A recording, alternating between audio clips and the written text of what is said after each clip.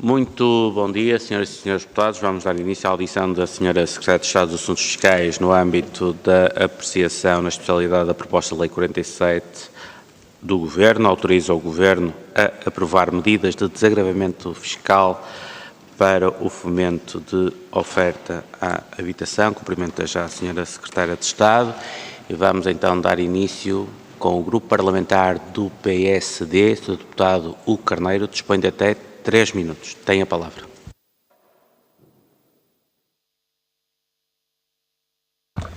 Muito obrigado, Sr. Presidente. Cumprimentar a Sra. Secretária de Estado, os senhores deputados e os demais presentes. Sr. Secretário de Estado, antes de mais, muito obrigado por ter vindo nesta fase à especialidade e ter tido a oportunidade de corresponder à nossa solicitação, porque nós consideramos que é muito importante, depois das várias entidades que tivemos a oportunidade de ouvir, de ter também aqui o feedback do Governo relativamente àquilo que está em cima da mesa. E o que está em cima da mesa, no âmbito da política de habitação, é para nós muito relevante. Nós sabemos que há uma crise de habitação, nós sabemos que não é de agora, não é do último ano, não é dos últimos 2 anos. Nós, desde há vários anos a esta parte, temos assistido aos aumentos do custo da construção absolutamente surpreendentes, com exceção do ano de 2020, que corresponde ao ano da pandemia. Aquilo que nós vemos é que desde 2015 os custos da construção foi sempre a subir. E, portanto, nós consideramos que a política do Governo, na proposta que nos apresenta, é avisada na medida em que olha para o lado da oferta e olha também para o lado da procura e não apenas para um dos lados. E, portanto, isso é equilibrado. Dos vários contributos que aqui ouvimos e que nós consideramos relevantes, há aqui algumas perguntas muito específicas que eu gostava de colocar à Sra. Secretária de Estado, que tem que ver com o seguinte, e sendo o mais objetivo possível, porque acho que esse é o nosso propósito hoje. Na questão do IVA dos 6% da construção, aquele artigo das penalidades foi abordado por várias entidades e a pergunta que eu gostava de fazer é se haveria disponibilidade do Governo de afinarmos esta norma de modo a que não impendesse a penalidade sobre o promotor ou construtor quando ele não é responsável por um destino diferente da habitação, à habitação própria e permanente, mais o domicílio fiscal, porque isso depende do lado do adquirente. Portanto, se haveria disponibilidade para fazermos aqui alguma correção ou balanceamento da norma.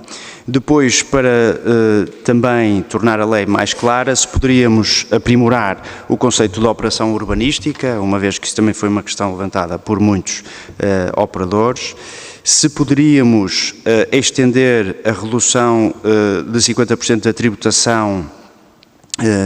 Existe uma norma, não é? Quando, no âmbito do IRC, a redução da tributação a 50%, se poderíamos estendê-la também a quem tem contabilidade organizada no âmbito do IRS, o que exigiria aqui fazer uma remissão também para o Estatuto dos Benefícios Fiscais, de modo a que também pudéssemos ir ao encontro daquilo que foi algumas das solicitações e alertas que nos foram lançados por outras entidades. E, portanto, estas são, eu diria, questões centrais no diploma e que talvez sejam mais transversais nos alertas que nos foram sendo lançados pelas diferentes entidades, sem prejuízo, naturalmente, de haver aprimoramentos mais de pormenor que uma ou outra entidade faz e que certamente que a posteriori também o Governo poderia considerar. Portanto, eram estas as perguntas que eu gostava de colocar. Muito obrigado. Muito obrigado, Sr. Deputado. Passo a palavra ao Sr. Deputado Eduardo Teixeira, do Grupo Parlamentar do Chega. Muito obrigado, Sr. Presidente. Cumprimento aos Srs. Deputados. Queria agradecer também a presença da Sra. Secretária de Estado nesta dedicação dedicada e a sua equipa dedicada à apreciação na especialidade do designado pacote de habitação. A intenção da iniciativa é clara, diria até consensual, apesar de só estarmos aqui na especialidade pelo voto responsável que o Chega teve em plenário, aprovando com a abstenção, pois na verdade o que pretendemos todos seria aumentar a oferta da habitação através de incentivos fiscais que atenuem sobre os custos da construção, a reabilitação e a disponibilização de imóveis no mercado, injetando habitação a preços acessíveis. Esse objetivo é, aliás, reconhecido de forma expressa pelas várias entidades que participaram no processo de consulta pública, nomeadamente ordens profissionais e associações do setor, e temos vários contributos. No entanto, aquilo que emerge de forma transversal nestes contributos não é só uma crítica à intenção da proposta, mas sim um alerta sério quanto à sua execução prática, à segurança jurídica das normas e no risco de repetirmos erros do passado, nomeadamente no primeiro pacote de habitação efetuado pelo Partido Socialista, em que medidas aparentemente bem intencionadas acabaram por produzir efeitos limitados ou mesmo contraproducentes. Comecemos pelo IVA, que é claramente um imposto crítico na formação dos preços da habitação. Mais do que desagravamentos em IRS, é o IVA que incide diretamente sobre os custos de construção e reabilitação e que, por isso, tem um maior potencial para influenciar os preços finais, pelo menos no diferencial entre 17 e os atuais 23, 17 no global, entre os atuais 23 e os futuros 6%. Assim questiono-lhe como garante o Governo que a nova verba 242 da lista I do Código do IVA não ficará na prática dependente de interpretações administrativas e restritivas, à semelhança do que aconteceu no passado com a reabilitação urbana, onde só anos depois e muitas vezes em tribunal se consegue alguma clarificação. E a aplicação da taxa reduzida de 6%, ficando dependente de factos futuros, como a venda do imóvel, a sua afetação de arrendamento ou a duração efetiva dos contratos, factos esses que não são totalmente controlados pelo sujeito passivo. Pergunto-lhe assim, Sr. Secretário de Estado, se considera que o Governo que esta condicionalidade a posteriori é compatível com os princípios da neutralidade e da certeza jurídica do IVA, ou assume que estamos perante um modelo que pode gerar, nos próximos anos, um novo ciclo de regularizações, de correções, de litígios entre o contribuinte e a autoridade tributária. Como nos diz a Ordem de Contabilistas, é inequívoco. Pode ser impraticável esta lei e eles desaconselham e gostava de ter um seu comentário quanto a essa questão. No plano dos impostos sobre o rendimento, gostaria de abordar o regime da exclusão de tributação das mais-valias e do investimento. Pergunto-lhe, Sr. Secretário de Estado, não considera o Governo que este modelo pode introduzir um risco excessivo para os contribuintes, acabando por desincentivar decisões de venda e revestimentos que seriam precisamente aqueles que se pretendem estimular para aumentar a oferta habitacional? Permita-me terminar com uma questão de fundo, que resume tudo o que se disse até agora. A pergunta que coloco é simples. Esta proposta de lei tem condições para produzir de forma efetiva mais oferta habitacional a preços acessíveis ou corremos o risco de voltar a legislar bem na intenção, mas mal na execução, nas normas fiscalmente complexas, juridicamente inseguras e excessivamente dependentes da prática administrativa? Muito obrigado. Muito obrigado, Sr. Deputado. Passo a palavra ao Grupo Parlamentar do Partido Socialista, a Sra. Deputada Marina Gonçalves, dispõe até 3 minutos. Muito obrigada, Sr. Presidente, Srs. Deputados, Sra. Secretária de Estado. O diploma que nos apresentam aqui tem um objetivo que partilhamos, responder à população, aumentar a oferta, ao contrário das propostas que foram apresentando e que fizeram com que os preços aumentassem ainda mais na habitação. Bem sei que era um caminho que vinha acontecendo, mas o disparar de preços é bastante diferente daquilo que acontecia no passado, mas este diploma visa, de acordo com a sua exposição de motivos, aumentar a oferta. Eu recordo que hoje nós temos IVA a 6%, é bastante esquecido quando fazemos estes debates, IVA a 6% para a venda a custos controlados e para o arrendamento acessível. Portanto, hoje um promotor, dou o exemplo de um projeto que está em curso no Porto, tem IVA a 6% na construção, assim como tem isenção de rendimentos prediais, sempre que as rendas sejam até determinado limite. Qual é a grande diferença com o diploma que hoje apresentam? É que é ignorada uma condição fundamental para nós quando definimos um objetivo de política pública. A quem é que estamos a responder? Se eu retiro a consideração dos rendimentos das famílias, a operação casa para o promotor e por isso, obviamente, é legítimo, vemos os promotores a dizer que este diploma vai no bom sentido, porque aumenta a oferta. Tenha um problema, não responde verdadeiramente a quem hoje já não tem habitação. E ontem tivemos audições e eu tive a oportunidade de ouvir os senhores deputados que sustentam o Governo a dizer que não interessa aos rendimentos das famílias. E a minha pergunta era mesmo essa, senhora Secretária de Estado, se também concorda que os salários que os portugueses vivem dá para responder às intempéries e dá também para rendas de 2.300 euros, ou se acha que ao definir uma renda de 2.300 euros estamos a responder a todos, menos à verdadeira classe média que neste momento não consegue aceder a estas habitações. E queria mesmo a sua opinião, porque eu estou a ouvir aqui o até 2.300 euros, mas como eu quero acreditar que todos nós temos alguma coerência a olhar para os dados e sabemos que os tetos vão ser normalmente, a partir do momento em que colocamos tetos, é aí que se coloca a nova oferta, não falo da oferta existente. Pergunto-lhe se concorda que os rendimentos não devem ser considerados e, portanto, o que interessa verdadeiramente é fazer medidas para os promotores e, portanto, neste momento, esta resposta àquilo que estamos a criar é uma resposta para o setor aumentar a oferta e, portanto, aumentar também o seu lucro, legítimo, legítimo a parte do promotor, não é legítimo, a nosso ver, a política pública, ou se efetivamente estamos a responder às famílias e à abertura para mudar este conceito. Mesmo se diga relativamente à tributação dos rendimentos prediais, porque hoje temos uma isenção de rendas até determinados limites, que no caso de Lisboa, por exemplo, por um T1 estamos a falar de 900 euros, a não ser que nós consideremos, não é que o mercado não tem casas a este valor, é que este valor é já hoje, vamos considerar justo no mercado de arrendamento para as famílias que procuram um T1, portanto há de ser um casal ou uma pessoa individualmente e que ela está acomodada aos salários.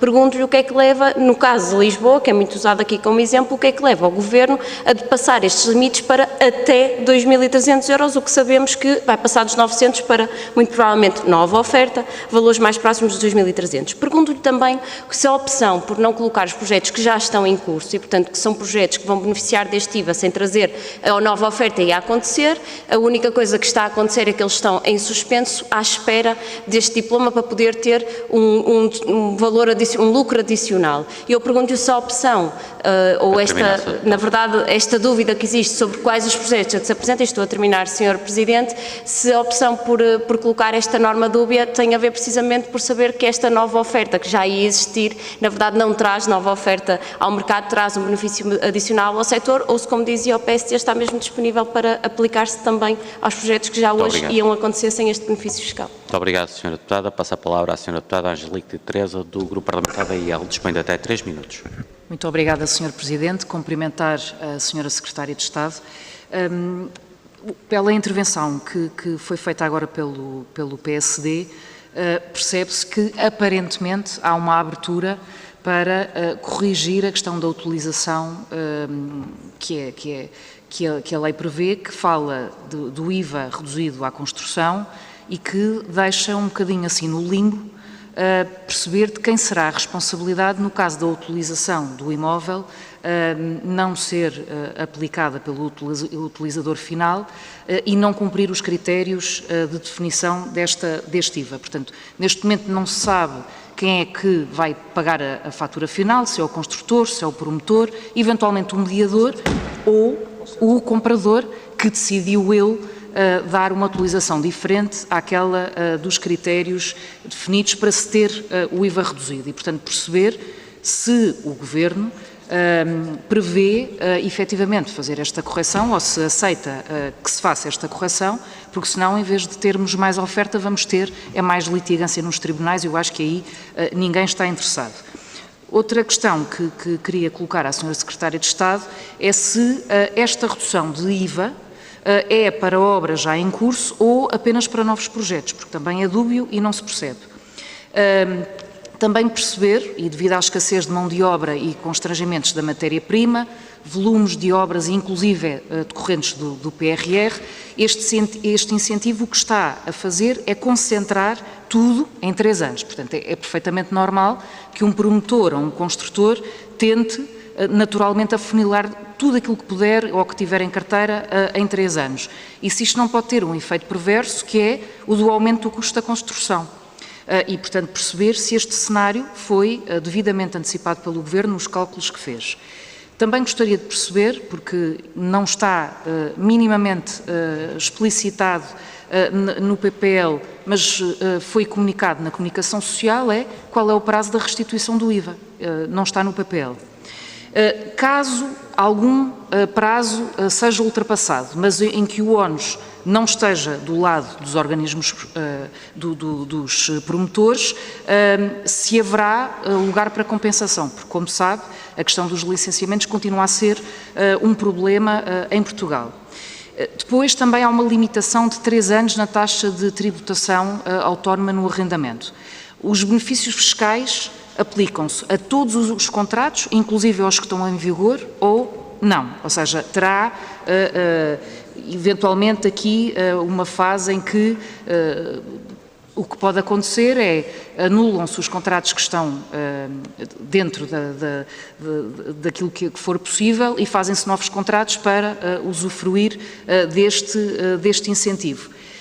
E dada a limitação também dos 3 anos, que eu também não consigo perceber como é que o Governo acha que um problema tão estrutural como é o da habitação se resolve em 3 anos, se também aqui não vamos ter um efeito perverso, que é, dado que os benefícios vão acabar neste prazo de 3 anos, provavelmente o que vai acontecer é que os proprietários vão não renovar os contratos e vão querer fazer contratos novos, eventualmente até noutro sentido, e, portanto, isto traz muito maior instabilidade ao mercado de arrendamento, que é tudo aquilo que nós não queremos que aconteça. Muito obrigado. Muito obrigado.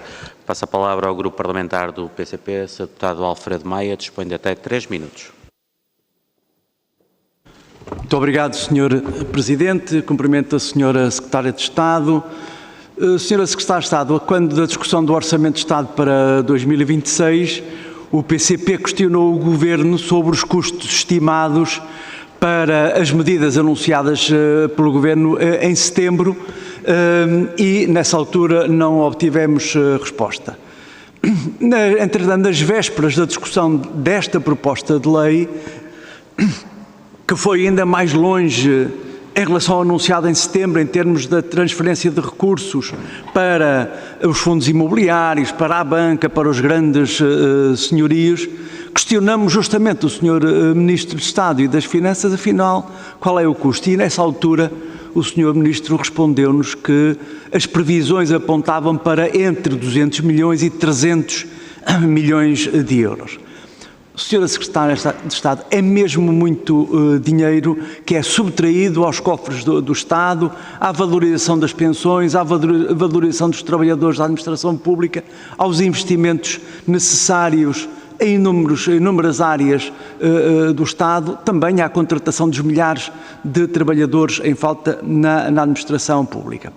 Mas a verdade é que nós receamos que seja realmente muito mais do que este valor apontado no dia 7 de janeiro e por isso lhe pergunto, Sra. Secretária de Estado, se nesta altura já está em condições de nos apontar com mais precisão qual é a subtração de recursos em termos do IVA, do IMI, do IMT, do imposto de selo que este pacote de medidas comporta em benefício dos fundos imobiliários e dos grandes senhorios.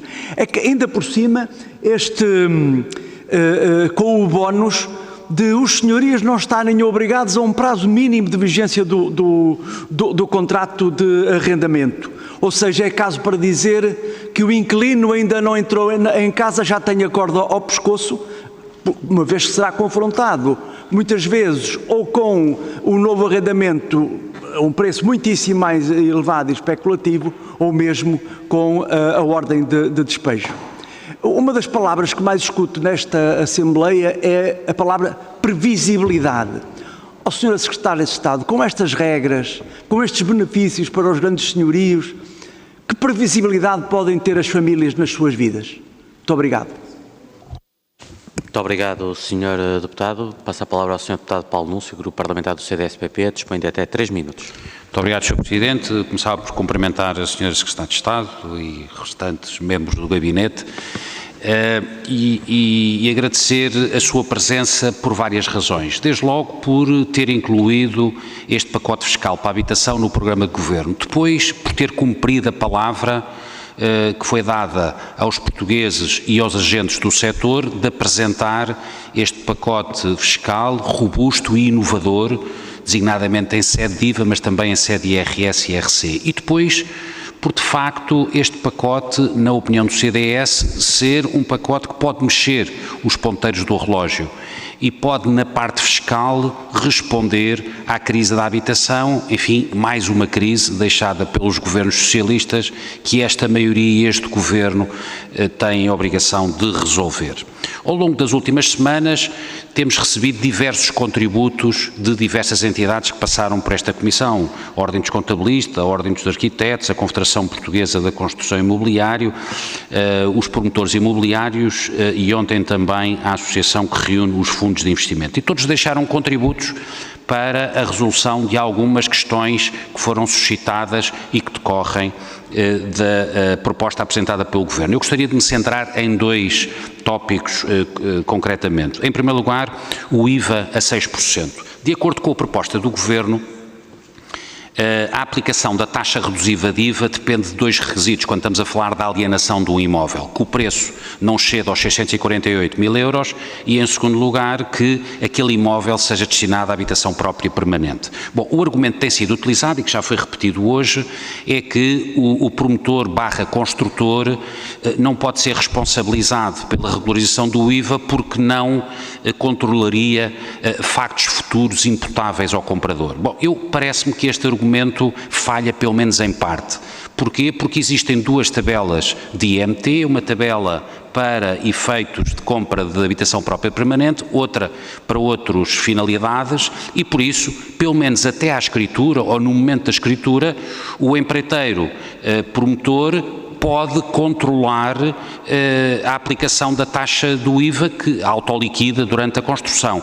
É verdade que depois da escritura, se o comprador utilizar o imóvel para outra finalidade ou, por exemplo, o vender num prazo inferior a 5 anos, que é o que está previsto na lei, de facto aí o empreiteiro já não pode fazer nada e por isso a primeira pergunta que lhe deixava é se podemos conceber na lei dois níveis de responsabilidade, até à escritura, que eu considero que é possível imputar ao promotor e depois da escritura se houver uma utilização diferente do imóvel ou se houver outras circunstâncias diferentes do que está previsto na lei. Em termos de IVA, eu gostaria também de perguntar um argumento que foi utilizado pela Ordem dos Contabilistas.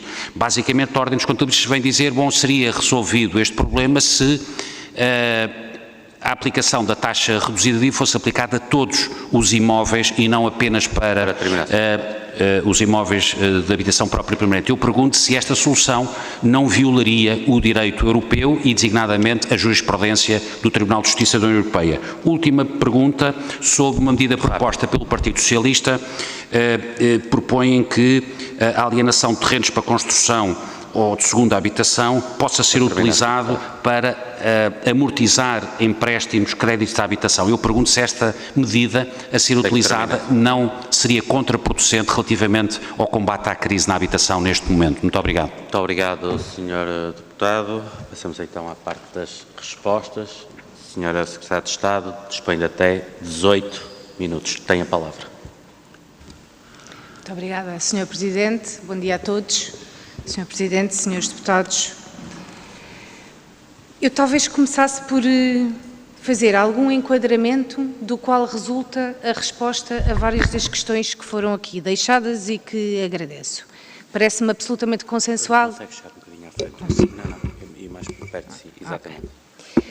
Parece-me consensual o diagnóstico e, portanto, consensual a necessidade de tomar medidas urgentes que afrontem este grande desafio que temos de habitação em Portugal.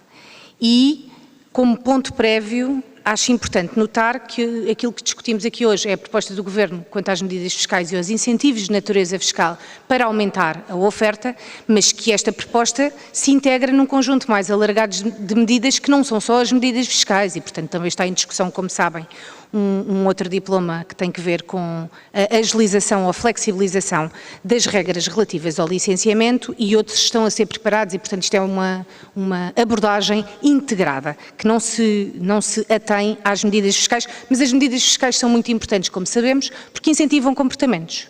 E é isso mesmo que estas medidas procuram resolver.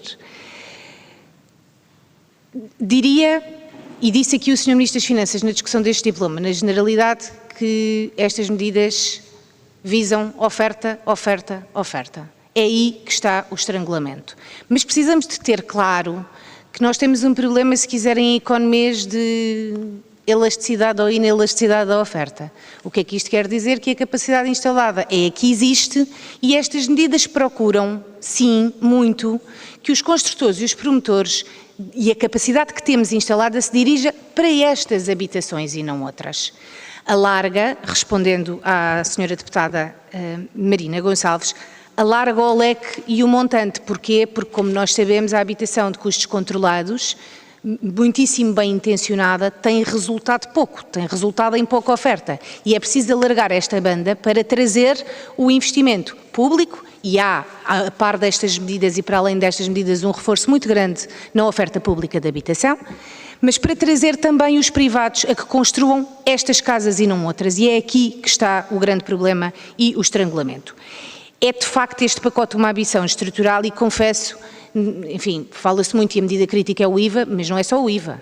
Este regime tem medidas em IVA, em IRS, em IRC, em IMT, em selo, enfim, num conjunto muito alargado. E incentiva, se quisermos, em 2 eixos mais oferta. Num eixo mais imediato, que são todas aquelas casas que existem hoje no mercado e que podem ser disponibilizadas para arrendamento até estes valores e que não estão a ser colocadas no mercado para esse efeito, e aqui temos não só a redução da tributação dos rendimentos prediais para 10%, e respondendo à senhora deputada Angelique, sim, é para todos os contratos, incluindo aqueles já vigentes, e isto resulta claramente, eu creio, do diploma, porque, não só por uma questão de igualdade, como para evitar o efeito que falava, de não haver rescisão dos contratos hoje vigentes para se fazerem contratos novos ao abrigo deste regime. E, portanto, disponibilização imediata de casas, não só incentivando as pessoas a que levem as casas para o mercado, reduzindo-lhes a tributação e IRS nos rendimentos prediais, como, por outro lado, a medida de exclusão de tributação das mais-valias para quem tenha casas de segunda habitação que não estão no mercado, para que seja muito incentivado a vendê-las e não tributará a mais-valia que daí resulte, desde que use o valor da venda para, com esse valor, comprar novas habitações que disponibiliza no mercado de arrendamento dentro destes valores. E, portanto, esta é a intenção. Por outro lado, é preciso incentivar a construção nova.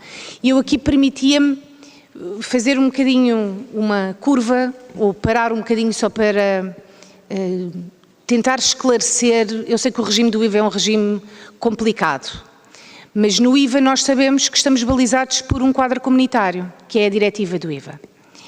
E a diretiva do IVA, aquilo que permite quanto a redução de taxa, é apenas na construção e no âmbito de políticas sociais. E o que isto significa é que, sob pena de violação da diretiva, é neste quadro legal, neste quadro jurídico comunitário, que precisamos de desenhar uma solução jurídica que precisamente não contenda com o quadro comunitário. E é por isso que não só são estabelecidos valores máximos para a venda, para que objetivamente se justifique uma política social de habitação, como é para a habitação própria e permanente. Porque, de contrário, então estaríamos a reduzir e a permitir a aplicação na construção de uma taxa de IVA de 6% para construir casas de férias. E isto dificilmente é compatível com a diretiva. Dito isto, eu acho que também devemos, e nós, Governo, também agradecer todos os contributos que foram dados aqui nesta sede pelas diversas audições que existiram, que de resto a grande maioria destas entidades já foi ouvida a montante também pelo Governo e na construção destas soluções. Mas reafirmamos a nossa total disponibilidade para melhorar o diploma e para acolher todos os contributos que tornem as soluções aqui desenhadas mais robustas e menos permeáveis a interpretações diferentes, menos permeáveis a litígio subsequente e, sobretudo, executáveis e operacionalizáveis. Para isso, precisamos que a lei seja o mais clara possível e que não deixe dúvidas precisamente para depois cumprir os objetivos a que se propõe. Passando mais concretamente às perguntas que aqui foram deixadas. Perguntava o Sr. Deputado Carneiro se havia disponibilidade para afinar quanto às penalidades. Mais uma vez, dando um bocadinho passo atrás. Aquilo que está desenhado é o IVA a 6 na construção, e aqui precisamos de perceber que o IVA na construção é custo de construção ponto final. Porquê? Porque a venda de habitação não é sujeita a IVA. Isto significa que o custo do IVA é um custo internalizado e traduzido maioritariamente no preço. O que significa que baixar o IVA também significa baixar o preço. Os promotores, antes de venderem, sobretudo, e vamos falar, como dizia a senhora deputada há pouco, na realidade que nos é mais próxima, que é Lisboa, mas isto acontece nas zonas de grande pressão urbanística, sabemos todos que o empreendimento, quando começa a ser construído um bloco de apartamentos, a grande maioria dos apartamentos são vendidos em planta. E, portanto, o que é que eu acho que vai acontecer? O que é que eu antecipo que aconteça? O promotor vai ter duas tabelas de preço. Vai ter uma tabela de preço para a habitação própria e permanente e uma tabela de preço que não é para a habitação própria e permanente. E isto traduz-se imediatamente no preço da venda. E o próprio promotor, ao longo da construção, nestas circunstâncias, vai saber qual é o objetivo daquela casa que está a vender. É evidente que pode acontecer que alguém prometa comprar para a habitação própria e permanente e daqui a 2 anos, quando a construção estiver concluída, supondo que demora 2 anos, tenha mudado de ideias, tenha alterado as suas circunstâncias de vida e afinal vai comprar sem ser para a habitação própria e permanente, mas vai pagar um preço diferente. E este preço diferente que o promotor vai pôr é precisamente o preço que lhe permite a seguir ir regularizar a diferença do IVA. Autoliquidou durante a construção e entregou a 6, na escritura final não é HPP, então vai regularizar a diferença do IVA. E isto tem uma tradução imediata no preço. Isto é muito provavelmente aquilo que vai acontecer e é aquilo que se quer, que haja uma diferenciação de preços quando é para a habitação própria e permanente e quando não é. A política social é disponibilizar habitação para as pessoas viverem. E uma segunda casa de férias ou outra coisa qualquer não é aqui o objetivo. E, portanto, diria que não antecipo honestamente do que isto seja uma dificuldade técnica grande, mas perguntava-me sobre as penalidades. As penalidades, eu tenderia a dizer que só se aplicarão quando o promotor intencionalmente andou a liquidar IVA a 23 quando devia ter andado a liquidar IVA a 6 durante a construção. Em qualquer caso, estamos totalmente disponíveis para clarificar, para melhorar e para consagrar expressamente que, sempre e quando o promotor promoveu, passa o pleonasmo, o empreendimento para a habitação própria e permanente, ainda que na escritura não o faça, não há penalidade, tem que regularizar a diferença do IVA. Ponto. Não parece sequer que a operacionalização seja difícil. Coisa diferente é alguém que tem um empreendimento em construção anunciado e a vender apartamentos a 1 milhão de euros, que é evidente que não pode autoliquidar e entregar IVA a 23 e aí vai ter penalidade. Dito isto, nós percebemos, a 6, desculpem, nós percebemos que a condição subsequente de alguém que compra para a habitação própria e permanente e depois não registra como habitação própria e permanente, não coloca lá o seu domicílio fiscal, para ser mais clara, não é imputável ao promotor. Mas nesse caso, o que então provavelmente temos que pensar, e estamos dispostos para alterar nesse sentido, é em desincentivar o adquirente de dizer na escritura que compra para a habitação própria e permanente e depois não o fazer. Várias soluções possíveis, desde logo pode agravar-se o IMT de quem compra. O Sr. Deputado Paulo Núncio perguntava se o IMT não é diferente. É, quem compra para a sua habitação própria e permanente tem um IMT diferente de quem não compra para a habitação própria e permanente. E, portanto, um adquirente que compra para a habitação própria e permanente e depois não o faz, terá sempre uma liquidação adicional de IMT.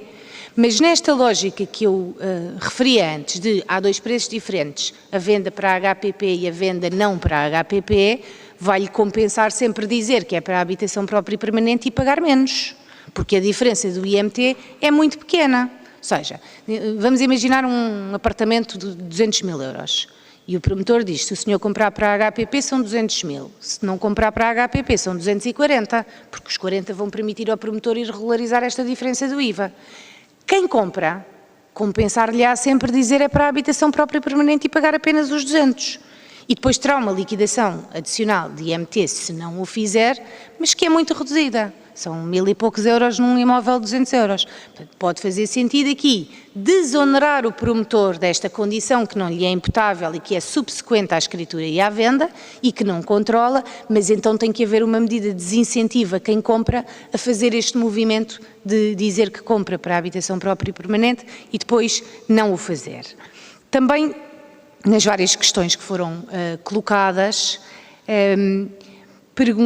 houve perguntas sobre o conceito de operação urbanística e aqui eu também quero clarificar, embora não seja da minha área governativa, porque isto é da habitação. A intenção clara do diploma é que este regime se aplique aos processos entrados na Câmara, e perdoem-me o simplismo, a partir de 25 de setembro de 2025.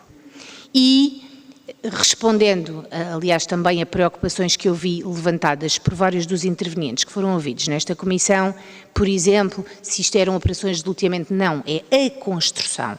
Mas, novamente, também aqui estamos totalmente disponíveis para, no decreto-lei que será apresentado ao Conselho de Ministros, densificar, clarificar e deixar uma redação que não gere dúvidas dentro do possível, porque todas as redações da lei vão gerar sempre interpretações diversas por quem a aplica, mas que gere o menor número de dúvidas possível quanto a que operações é que se aplica. São as operações de construção e edificação que entrem nas câmaras a partir de 25 de setembro. Porquê o 25 de setembro? E também respondendo porque não os projetos que estão em curso, e aqui se quiser a explicação é um bocadinho mais económica do que outra coisa. Quem tomou as suas decisões de investimento antes de 25 de setembro, tomou-as entendendo que com as condições que existiam à data o projeto era viável. E, portanto, ainda assim, há alguma retroação, porque o diploma ainda não entrou em vigor, a 25 de setembro, porque foi a data do anúncio do pacote e, portanto, pretende-se proteger as legítimas expectativas de quem, a partir dessa data, pôs projetos na Câmara. Esta é a explicação. Perguntavam-me ainda se estaríamos disponíveis, perguntava o Sr. Deputado Carneiro, para acolher uma das propostas que aqui foi feita de a redução dos 50% de IRC ser alargada a pessoas singulares com contabilidade organizada, portanto tenham uma atividade económica idêntica, se quisermos, a uma pessoa coletiva. Sim, com certeza, novamente. Nós não temos aqui nenhum preconceito ideológico, nem isto é um pacote fechado. Todas as propostas que possam melhorar e robustecer estas soluções, nós estaremos disponíveis para, na feitura do decreto-lei, as clarificar e as estabelecer. Depois perguntava-me o Sr. Deputado Eduardo Teixeira se a exclusão de tributação das mais-valias não podia ter um efeito inverso ou adverso. Eu confesso que não sei bem como é que teria esse efeito adverso. A medida é bastante clara. Aquilo que se pretende é alguém que tem casa de segunda habitação, se assim lhe podemos chamar, que não são de habitação própria e permanente, não são onde reside, que tenham um incentivo muito claro a vendê-las e com o dinheiro dessa venda comprar imóveis que põem no mercado de arrendamento até aos 2.300 euros.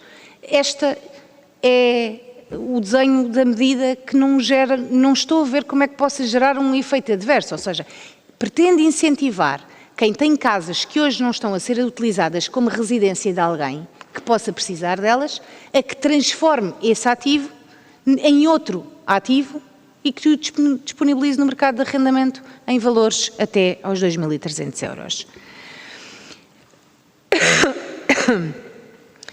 Perguntava-me a senhora deputada Marina Gonçalves se, quanto aos projetos que já estão em curso, que já abordei,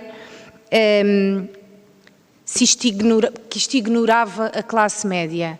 Não, novamente, reitero um bocadinho aquilo que já disse. A habitação a custos controlados e o regime do arrendamento acessível têm as suas virtualidades, mas tiveram uma aplicação limitada. Continuam a ter as suas virtualidades e a ter até a isenção de IRS e IRC, como referiu, mas são um segmento muito reduzido e aqui quer-se abarcar um maior número de beneficiários, de pessoas que precisam de habitação e que não estão a chegar a ela. Não há acompanho nessa sua conclusão de que todas as rendas vão subir para os 2.300 euros, novamente por razões económicas.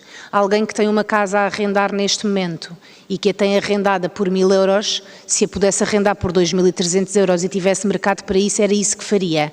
E, portanto, este teto, aquilo que vai fazer é, com grande grau de probabilidade, todas as rendas que estão na margem acima dos 2.300 vão tender a descer para os 2.300 precisamente por causa dos incentivos e dos benefícios fiscais aqui consagrados. As que estão abaixo subirão apenas na medida do mercado, como subiriam sempre. Portanto, não me parece que isto vá provocar um aumento generalizado do valor das rendas. Depois, o IVA a 6% até aos 648 mil euros e para habitação própria e permanente que falava o Sr. Deputado Paulo Núncio. Se podemos conceber aqui 2 níveis de responsabilidade, sim, seguramente, mas então com esta nuance adicional de desonerar o promotor no que acontece depois da escritura e não lhe imputar penalidades por isso, mas então tem que haver um desincentivo sério ao adquirente que compra para a habitação própria e permanente e depois não a mantém durante certo tempo ou que não a afeta efetivamente a habitação própria e permanente. Também me perguntava a medida de exclusão de tributação das mais-valias em IRS quando o valor de realização ou de venda seja usado para amortizar créditos, que é uma medida que constava do pacote mais habitação e que constava do pacote mais habitação como temporária, precisamente, e que constava de resto com uma explicação que estava no seu preâmbulo, que era clara, dizendo que esta medida tinha sido adotada num contexto muito específico de uma subida muito acentuada das taxas de juro e da inflação. A medida tem os seus méritos próprios porque visa reduzir o endividamento das famílias e, portanto, a bondade desse objetivo continua lá. Porquê que não foi consagrada neste regime que o Governo apresentou? Porque, o contexto hoje é diferente e já não é um contexto de subida acentuada das taxas de juros e de enorme pressão financeira sobre as famílias portuguesas, mas também porque consagrar estas 2 medidas em conjunto permite arbitragem, ou seja, alguém que tem uma casa de segunda habitação e que vende, fica perante a opção de não tributa a mais-valia que realizou em IRS se fizer uma de 2 coisas. Ou adquirir outro imóvel, coloca no mercado de arrendamento dentro destas condições, ou, em alternativa, se usar esse dinheiro para pagar o crédito da sua própria habitação ou de um dos seus filhos. E, portanto, parece-nos que limitar esta escolha a comprar casas que põe no mercado de arrendamento é mais eficiente do que permitir esta arbitragem, mas, enfim, naturalmente, esta bondade deixo à consideração dos senhores deputados. Obrigada, que já estive o meu tempo. Muito obrigado, Sra. Secretária de Estado. Vamos então passar à segunda ronda. Tenho 6 inscrições. O Sr. Deputado Paulo Núncio não se pronunciou, também vai, portanto tenho 7 inscrições. Começamos então por o grupo. Então temos 6 inscrições novamente. Muito bem. Vamos então começar pelo grupo parlamentar do Partido Chega. Peço desculpa, não é grupo parlamentar. A Sra. Deputada Patrícia Almeida tem a palavra. Muito obrigada, Sr. Presidente, Srs. Deputados, Sra. Secretária de Estado. A propósito desta proposta do Governo, recebemos inúmeros contributos, não só de entidades, como também de pessoas singulares, que nos manifestaram diversas preocupações em relação a esta proposta de lei, o que pode demonstrar aqui também alguma pressa na sua elaboração, pressa que se percebe face ao mercado de habitação que temos em Portugal. Mas também ouvi com agrado que quer a Sra. Secretária de Estado, em representação do Governo, quer o grupo parlamentar do PSD que suporta ao Governo, manifestam abertura para fazer alterações a esta proposta de lei.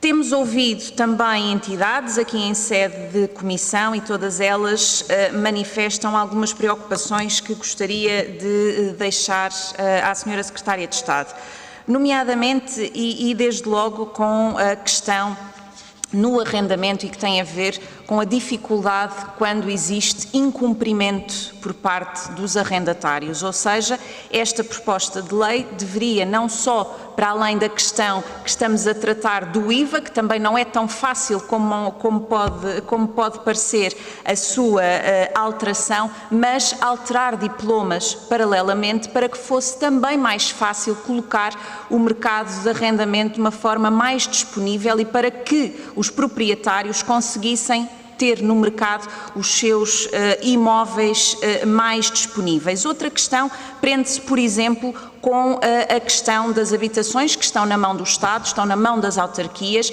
e que houve por parte do Governo no ano passado a indicação de que iriam colocar esses imóveis no mercado de arrendamento, mas até à data não voltámos a ouvir sobre essa situação e também em relação ao inventário de imóveis, que existiria um inventário que estava a ser elaborado e a primeira pergunta que deixava é: para quando é que esse inventário está pronto? Quando é que vamos saber quantos imóveis é que estão disponíveis? E, por fim, deixava uma outra pergunta. Se não era agora, neste momento, que o Governo daria um sinal às famílias e terminando definitivamente com aquele que é o imposto mais injusto e que faz com que muitas famílias não comprem casa, que é o IMI. Obrigada. Muito obrigado, Sra. Deputada. Passo a palavra à Sra. Deputada Marina Gonçalves.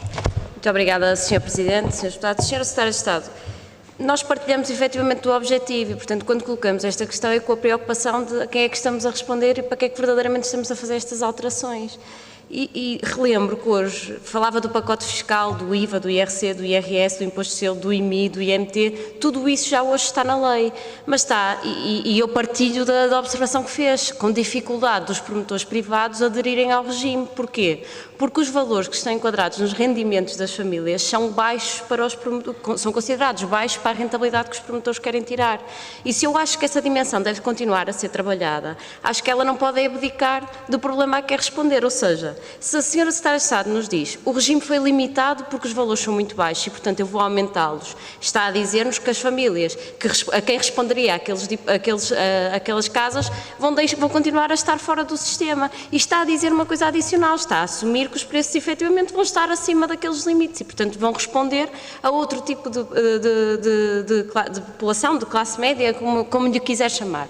E eu digo isto porque nós verdadeiramente temos que saber a que é que estamos a responder. Se eu assumo que eu não vou considerar, estas famílias não têm resposta por via destas habitações, porque nos disse que as rendas e os valores de venda que estão acima vão se ajustar, obviamente que o mesmo raciocínio, acho que é legítimo fazermos-lo todos, vai ser exatamente igual a quem está abaixo. Porquê é que se ajusta? Ajusta para tirar um benefício maior.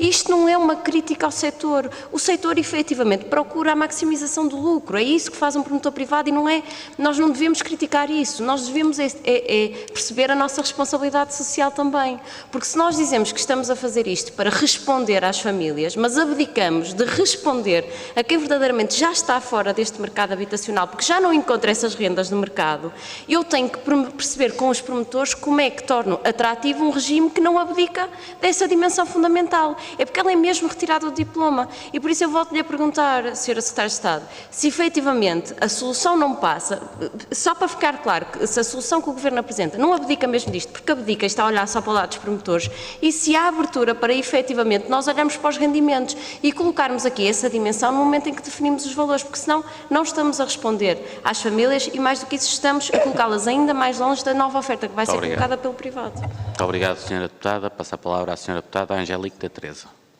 Muito obrigada, Sr. Presidente. Novamente, Sra. Secretária de Estado, fico satisfeita que haja pelo menos alguma abertura para rever a questão da imputação da responsabilidade do IVA, porque independentemente da explicação que deu sobre o IVA, sobre o IMT e até alguma ingenuidade em dizer que as pessoas podem não alterar o sentido de comprar para habitação própria e permanente e depois eventualmente vir a alterar, quer dizer, convinha que as coisas ficassem claras na lei para não aumentar a litigância.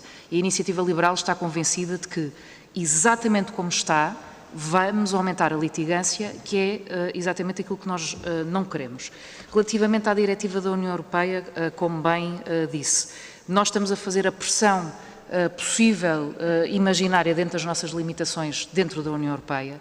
Há vários parlamentares de outros países que também estão muito sensibilizados relativamente à questão da revisão da diretiva europeia e, portanto, aquilo que eu penso é que o Governo faça também o seu trabalho de casa, porque Portugal é um dos países da União Europeia em que o valor da habitação mais aumentou e, portanto, não faz sentido absolutamente nenhum que esta diretiva europeia bacoca limite a possibilidade das famílias portuguesas poderem comprar casa.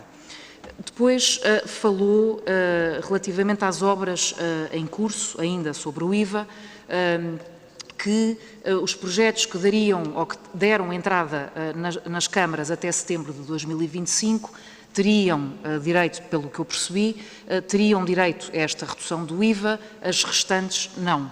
E, portanto, aquilo foi o que eu entendi. Portanto, aquilo que eu entendo é, então vale a pena retirar o processo que está em andamento, voltar a colocá-lo e aí ter já direito à redução do IVA da construção. Isto parece-me completamente, quer dizer, perverso. Acho mesmo isto perverso, porque o que se deveria considerar era obras em curso, naturalmente com as faturas a serem emitidas a partir da data já referida pelo Governo, nunca anterior, mas os projetos que ainda não avançaram, que a obra ainda não se deu, naturalmente que deveriam ser contemplados. Só uma última questão, Sr. Presidente, que é, relativamente à questão da tributação autónoma das rendas, a Sra. Secretária de Estado referiu-se às mais-valias, mas a minha pergunta não foi essa. A minha pergunta foi, e relativamente aos senhorios cumpridores que têm contratos em curso, neste momento não têm direito a essa tributação reduzida? Muito obrigado, Sra. Deputada. Passa a palavra ao Sr. Deputado Eduardo Teixeira. Muito obrigado, Sr. Presidente. De facto, Sr. Secretário de Estado, foram as dezenas os contributos que recebemos desta proposta de lei, o que demonstra que há muitas e muitas imperfeições. E ficamos até com a sensação, e desculpe-me o termo, que foi feito um pouco à pressa ou em cima de joelho, esperemos que não, mas a pressa tradicionalmente é sempre inimiga da perfeição. As dúvidas e os reparos que foram feitos por diversas entidades são tantos que nos levam a refletir qual é a melhor forma é importante dar um passo atrás para dar dois à frente. Esperemos que sejam bem acolhidas as propostas na especialidade. A lei tem que ser clara, tem que prever ir ao encontro de todos os envolvidos e esta produção legislativa pode ter sido feita ao nível do seu gabinete por alguém que não conhece o terreno, porque basta ouvir a bastonária da OCC para ficar com essa sensação. Estas medidas de aumento fiscal da oferta de habitação poderão se tornar efetivamente num labirinto fiscal e pode travar a oferta e fomentar a litigância, e eu acho que isso não é a intenção de nenhum, nem do Governo, nem dos maiores partidos desta Casa. Mas queria fazer outra pergunta então, e que se prende com a determinação de um conceito-chave, em particular no que respeita ao momento da relevância da chamada iniciativa procedimental. No âmbito do regime jurídico da urbanização e da edificação, a experiência demonstra que os conceitos vagos nesta matéria tendem a ser interpretados de forma desigual pela administração fiscal, criando incertezas e contencioso prolongado, e basta ver os diversos assuntos em que a AT tem entendimentos diversos daqueles que no fundo, derivam desta Casa. Assim, questiono-lhe por que razão o Governo optou por não densificar estes conceitos já no texto legal, eliminando as discrepâncias e as duplas interpretações que podiam existir, garantindo maior previsibilidade, em vez de remeter a clarificação para uma fase posterior ou para uma eventual interpretação administrativa. Muito obrigado. Muito obrigado, Sr. Deputado. Passo a palavra ao Sr. Deputado Carlos Pereira.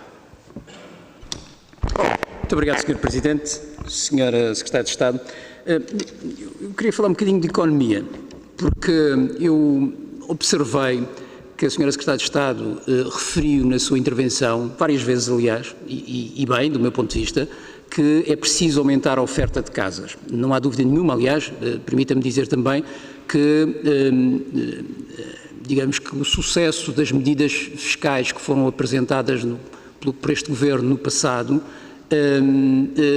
tornaram um próprio fracasso do objetivo, porque aumentou os preços, como sabe. Ou seja, os estímulos que foram mobilizados para a procura não levaram ao aumento do preço porque não havia oferta, ou não havia oferta suficiente. E, portanto, este tema da oferta é um tema central, mas não é o único tema. O Grupo Parlamentar do Partido Socialista tem noção que é muito importante e é muito relevante o aumento da oferta. Tivemos períodos, isso está mais do que estudado, em que construí-se poucas casas e, portanto, é preciso recuperar esse tempo. Mas há aqui uma outra dimensão do problema, que é a dimensão daqueles que têm falta de casa. E a questão de fundo é, os empresários tomam atitudes racionais e decisões racionais, por norma. E, portanto, quando nós estabelecemos os limites que a Sra. Secretária de Estado defende, e o Governo defende, parece evidente que as decisões racionais que os empresários vão tomar é maximizar o seu lucro. Isso é normal. Não estou a dizer que isto é mau. E esta é a grande complexidade desta questão. Ou seja, esta questão de colocar mais casas no mercado e elas irem para as pessoas que nós queremos não é uma questão simples nem menos controversa. É preciso, de facto, encontrar a solução para que isso ocorra. E esta questão do aumento do IVA, da redução do IVA de 6%, com limites de 640 mil euros e de rendas de 2.300 euros, tem, por uma atitude racional dos empresários, uma consequência óbvia, que é o aumento do preço geral das casas que vão ser colocadas no mercado. Agora, eu não tenho nenhuma dúvida que vai haver um aumento da oferta. Não tenho dúvida nenhuma, porque os empresários estão a perceber que há estímulos que estão a ser mobilizados e vão seguir esses estímulos. Agora, o que eu tenho também a certeza é que, quando essas casas entrarem no mercado, aquelas milhares de famílias que precisam de casa não vão ter acesso a essas casas, porque não têm 400, 500, 600 mil euros para ter acesso a uma casa. Eu não sei se a senhora secretária, eu termino já, Sr. Presidente, não sei se a senhora secretária de Estado sabe, com certeza que sabe, mas um empréstimo de 300 mil euros para uma família corresponde a uma prestação de 1.600, 1.700 euros. Neste país, 1.600, 1.700 euros é quase 2 vezes o salário mínimo. Portanto, é muito complicado responder a este problema com uma solução apenas dessa natureza. Muito obrigado. Muito obrigado, Sr. Deputado. Passo a palavra ao Sr. Deputado Alfredo Maia. Muito obrigado, Sr. Presidente. Ao Sr. Secretário de Estado, a menos que eu tenha ouvido mal ou nem sequer ter ouvido, não me respondeu uma pergunta fundamental. Nesta altura, é capaz de estimar imposto por imposto, IRS, IRC, imposto de selo, IMI, IMT, quanto é que vai ser subtraído aos recursos do Estado em termos dos benefícios fiscais? A primeira questão. Segunda questão, eu gostaria de voltar à charada das rendas ditas moderadas de até 2.300 euros. O Governo argumenta que é para famílias que ganhem 5.750 euros. Agora, eu gostaria de perguntar quais e quantas, uma vez que os salários brutos de 93%, e repito, 93% dos agregados familiares vão até 3.600 euros. Ainda em relação à renda moderada até 2.300 euros, ela passa a ser tributada em IRC em apenas 50%, por um lado, o que é ótimo para o investimento especulativo, e dentro do critério da renda moderada até 2.300 euros. Os detentores de fundos imobiliários passam a ser tributados em apenas 5% na distribuição dos rendimentos prediais, em vez dos 28% até agora. Afinal, Sra. Secretária de Estado, onde é que está a justiça fiscal do Governo? Muito obrigado. Muito obrigado, Sr. Deputado. Passo a palavra ao Sr. Deputado Miguel Costa Matos. Muito obrigado, Sr. Presidente, Senhoras e Senhores Deputados, Sra. Secretária de Estado. Bom, eu reconheço que a Sra. Secretária de Estado conseguiu, de facto, reconhecer mérito nas propostas do Partido Socialista em relação às mais-valias, porque se as mais-valias são um instrumento poderoso naquilo que é a dimensão da proposta de lei do Governo, também o poderão ser naquilo que é o projeto de lei que o Partido Socialista apresenta e que vai mais longe a utilizar este mesmo instrumento para acelerar e ativar a colocação de casas no mercado. A primeira pergunta que lhe tenho é muito concreta, porque o Sr. Deputado Carneiro disse numa anterior audição, quando a Sra. Bastonária, da Ordem dos Contabilistas, informou que o projeto de lei do Partido Socialista seria mais rápido a aumentar a oferta, o Sr. Deputado Carneiro contra-argumentou que, bom, é mais rápido, mas só pode entrar em vigor a partir de 1 de janeiro de 2027. A primeira pergunta é se o Governo está disponível para que as medidas do Partido Socialista possam entrar em vigor ao mesmo tempo que a proposta de lei que o Governo está a apresentar. A segunda pergunta que lhe tenho a colocar de facto tem a ver com este mecanismo de habitação própria e permanente, porque de facto não está na disposição nem do construtor, nem de quem vende a casa, assegurar que depois a pessoa vai manter como habitação própria e permanente durante algum período de tempo, e já que esse assunto foi aflorado. A incerteza sobre se vai usufruir ou não vai fazer com que ele mantenha o preço mais baixo, vai fazer com que ele pratique o IVA a 23% e depois, se vier a confirmar-se o IVA a 6%, esse ganho é para si. Não é um ganho que vai ser atribuído a quem comprou a casa. É preciso ter isso em atenção. Vai ser absorvido pelos construtores e não por parte das famílias. E por isso, enfim, a Sra. Secretária de Estado até pode achar que está cheia de razão e que todas as outras entidades que acham que esta incerteza vai resultar na ineficácia da medida não têm razão nenhuma.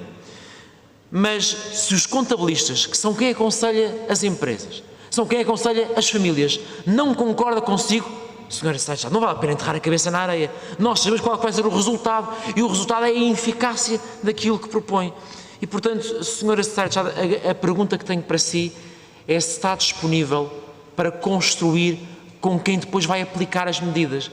Porque fazer as coisas na sua torre de marfim, eu lamento, pode ser uma solução teórica muito bonita, mas não vai servir para absolutamente e rigorosamente nada. Muito obrigado. Muito obrigado, Sr. Deputado. Afinal, foram 7 inscrições. Passo a palavra à Sra. Secretária de Estado. Sra. Secretária de Estado dispõe de até 14 minutos. Tem a palavra. Muito obrigada, Sr. Presidente. Eu começo por responder ao Sr. Deputado Alfredo Maia, porque não lhe respondi e peço desculpa na primeira ronda por limitação de tempo. Perguntava quanto é que vai custar. E o Sr. Ministro falou nesses 200 a 300 milhões, mas na verdade, quanto é que vai custar em perda de receita em função dos benefícios aqui atribuídos? Este regime dependerá de como o mercado responda a estes incentivos, naturalmente.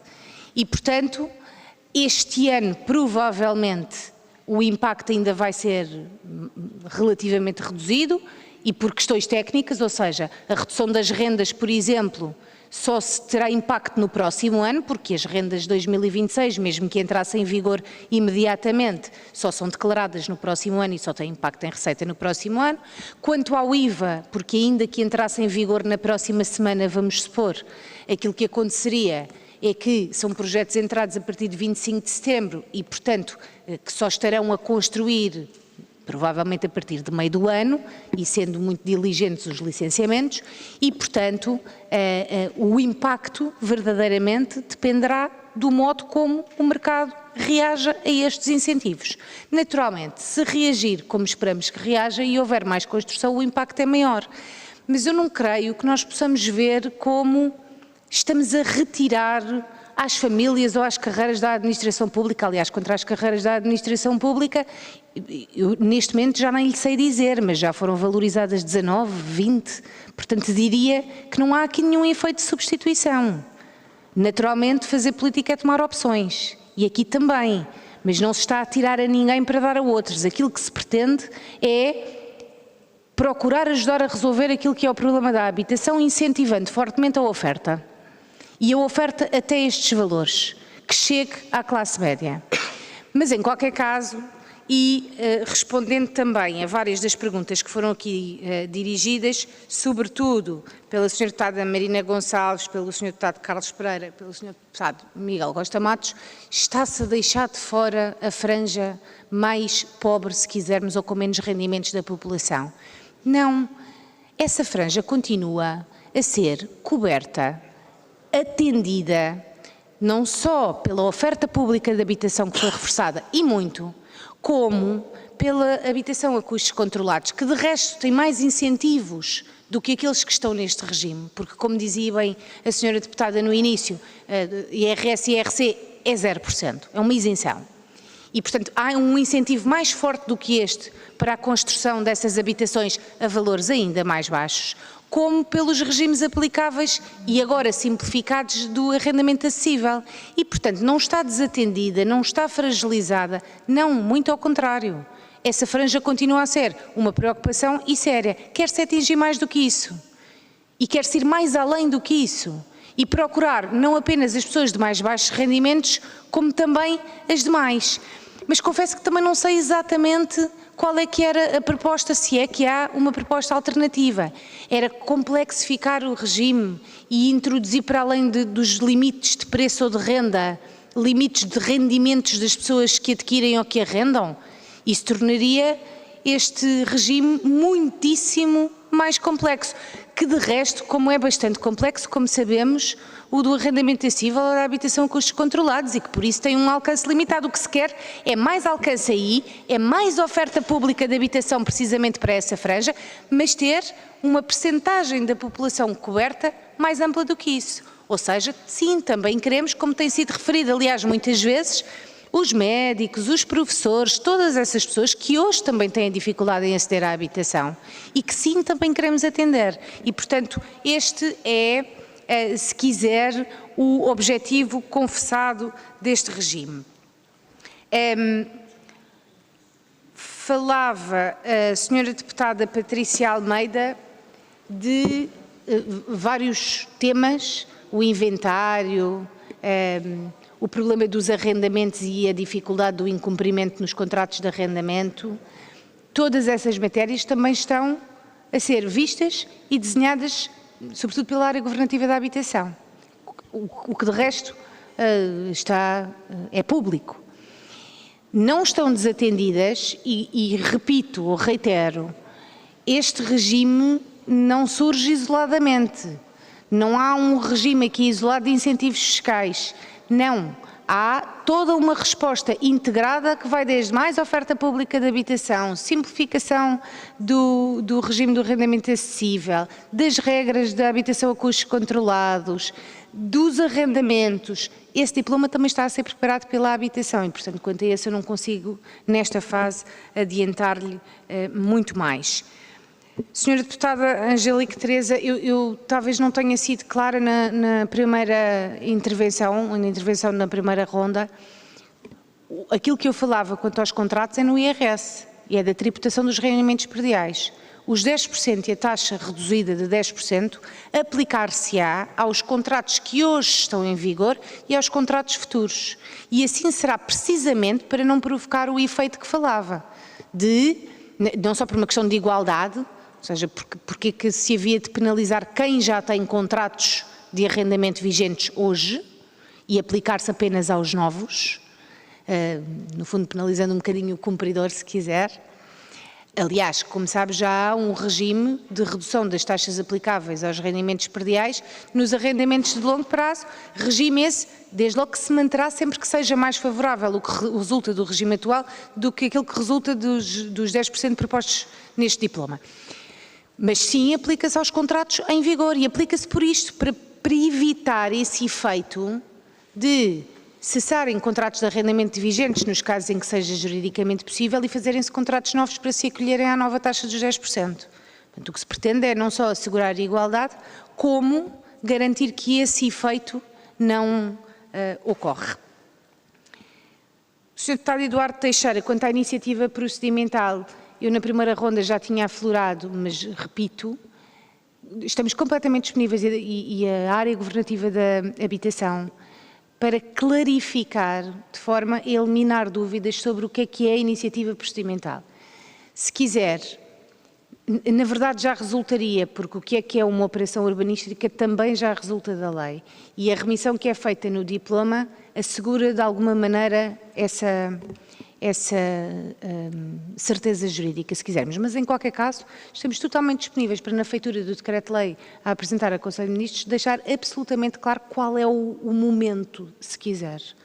E a área governativa da habitação está completamente disponível para essa densificação ou clarificação, como lhe quiser chamar, que procure eliminar quaisquer dúvidas interpretativas sobre este assunto. Novamente, a intenção legislativa, confessada, é que a iniciativa procedimental, e o 25 de setembro, se quiser, seja data de entrada dos pedidos de construção ou edificação, que é isso que se quer abarcar nas câmaras municipais. Enfim, numa linguagem, se quiser, menos técnica, mas esta é a intenção. Portanto, procurar-se-á uma redação que deixe isto absolutamente claro e não gerando dúvidas, de resto aproveitando os contributos de várias das entidades que foram aqui ouvidas, novamente, muitas das quais foram ouvidas no processo de construção deste diploma e deste regime.